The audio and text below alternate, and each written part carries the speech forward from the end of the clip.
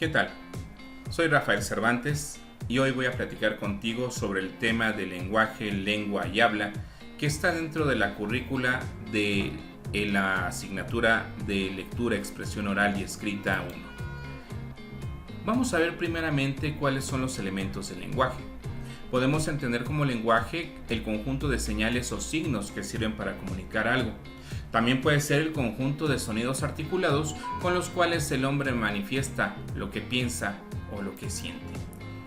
Quiero que observes el siguiente video en el cual podemos ver la utilidad que tiene el lenguaje en la cotidianeidad.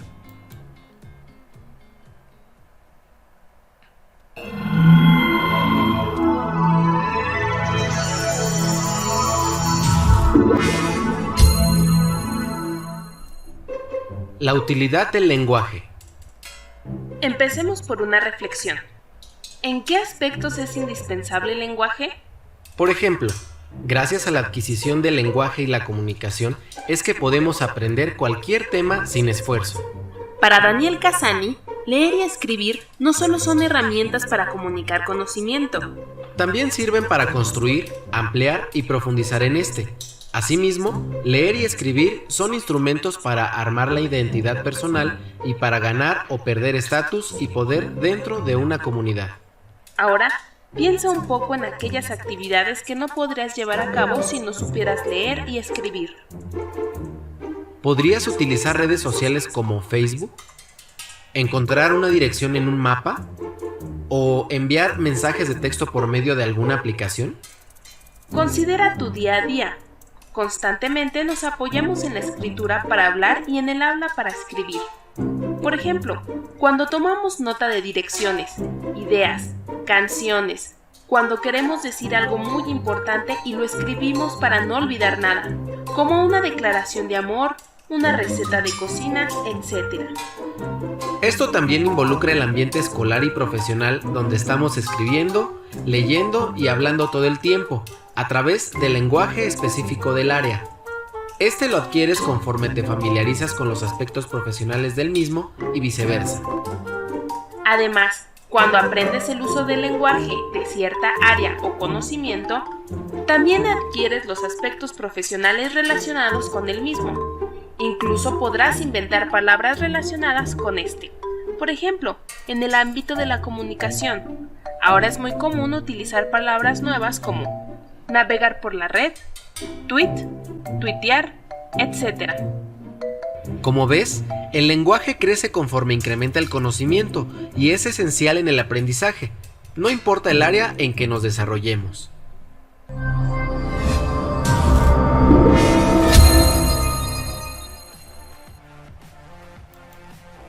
Si bien es cierto que el lenguaje es parte importante de nuestra vida y es el resultado de distintas formas de conjugar los signos y símbolos, también existen distintos tipos de lenguaje que nos permiten precisamente comunicar de cierta manera todo lo que está a nuestro alrededor.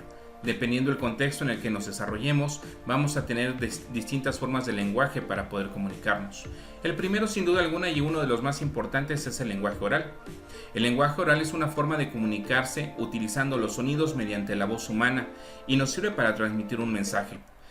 Principalmente el lenguaje oral permite la estructura gramatical en forma adecuada de lo que son las palabras. De esta manera tenemos la seguridad de que esas palabras y esas oraciones deben de tener un significado determinado para determinadas personas. El lenguaje escrito, a diferencia de la lengua oral, posee un sistema notacional. ¿Esto qué quiere decir? Que en el lenguaje escrito vamos a estar utilizando lo que es el conjunto de signos y símbolos gráficos con determinadas reglas que hay que respetar y que se van a dividir en una escritura alfanumérica o en una escritura de tipo nominal, es decir, mediante números. También contamos con el lenguaje icónico. Sí, todos aquellos símbolos que puedes tú encontrar en la calle, como por ejemplo de Lacoste, McDonald's, Burger King, Vips, todo eso pertenece a un lenguaje icónico y permite precisamente la representación visual y discursiva que busca transmitir un mensaje a través de la imagen. Además, es una expresión limitada, porque generalmente el símbolo suele tener un significado único. Yo te pregunto, ¿Qué símbolos son los más representativos que podemos tener nosotros los mexicanos? Te lo dejo de tarea y coméntalo posteriormente con tu profesor. También tenemos el lenguaje kinestésico. Este es el lenguaje corporal que utilizamos como complemento del lenguaje oral y que involucra mucho los movimientos, los gestos y todo aquello que se puede percibir a través de la vista, del contacto o del oído. Nosotros, de hecho, nuestro cuerpo, nuestro rostro, nuestras facciones son una forma, son una máquina de comunicación. Nuestra postura puede transmitir un mensaje, nuestra comunicación no verbal otro, nuestra seguridad otro, la confianza otro. Todo lo que somos nosotros, sin duda alguna, representa una forma de lenguaje. Siguiendo esta línea, tenemos lo que es el lenguaje facial. Este es un lenguaje no verbal que aparece concretamente en el modo en el que se mueven los músculos de la cara, una zona o determinadas partes que son sensibles que nuestro cerebro hace que se muevan para así demostrar el desagrado, el enojo, la admiración o algo que en algún momento determinado permita a la otra persona dar a entender de que no estamos de acuerdo con lo que está diciendo. El lenguaje facial, sin duda alguna, es una de las mejores formas de comunicación porque hay personas que son muy expresivas y que denotan de cierta medida lo que están pensando a las reacciones de otras personas. También tenemos el lenguaje auditivo. Este es una de las formas más básicas de la comunicación y principalmente quienes utilizan el lenguaje auditivo son precisamente los pequeños, los bebés. Y hay que recordar algo, también el lenguaje auditivo se utilizó mucho en el pasado. ¿Tú recuerdas de qué manera? Investígalo también para que conozcas de qué manera el lenguaje auditivo juega un papel importante. Actualmente este tipo de lenguaje permite comunicarnos a través de tiempo y espacio. El habla y el escucha, además, son la forma de lenguaje ideales para expresar sentimientos y emociones.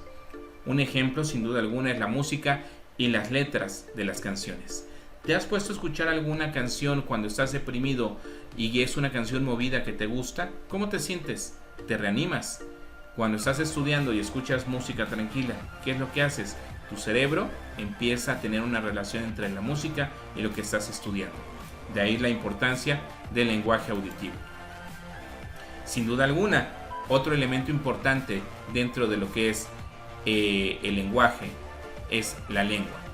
¿Qué es principalmente? Este es un sistema de signos con el que los hablantes aprenden y retienen en su memoria. Es un código que conoce cada hablante y que se utiliza cada vez que se necesita. Este código es muy importante para el normal desarrollo de la comunicación entre las personas, pues el hecho de que todos los hablantes de una lengua lo conozcan es lo que hace que se pueda comunicar entre sí. En pocas palabras, la lengua es el idioma que nosotros estamos utilizando. Quiero que observemos el siguiente video, por favor. El español es una de las lenguas más importantes del mundo. Es el segundo lugar por número de hablantes y se ha dicho que es el idioma para hablar con Dios. Pero, ¿de dónde viene el español?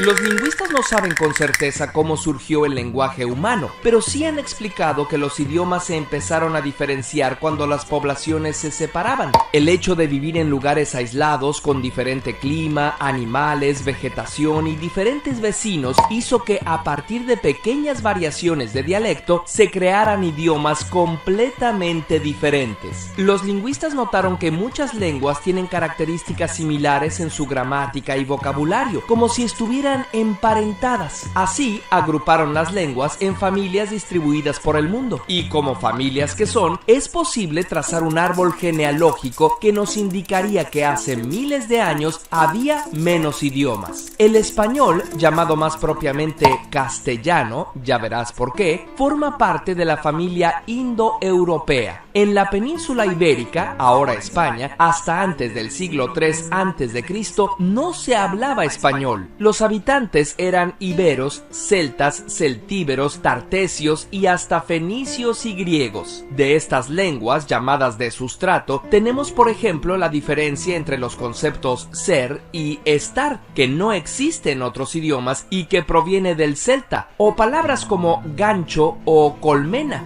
Del ibérico viene barranco y del vasco izquierda o chaparro. Entre el siglo III y el I a.C., el Imperio Romano conquistó toda la región alrededor del Mediterráneo, imponiendo su lengua, el latín. De esa lengua romana surgieron las lenguas romances: italiano, francés, rumano, portugués, catalán y español. Al mezclarse con las lenguas locales, el latín vulgar, es decir, el latín que hablaba el pueblo, no el idioma culto en el que se escribían los libros, formó varias lenguas, entre ellas la de la región de Castilla, el castellano. A partir de invasiones bárbaras se incorporaron palabras germánicas como guerra o yelmo, y cuando los árabes conquistaron la península y se quedaron como 700 años, crearon un conjunto de lenguas llamadas mozárabes y dejaron en el castellano más de 4.000 vocablos como almohada, aceite o ajedrez. En el siglo XIII, Alfonso X,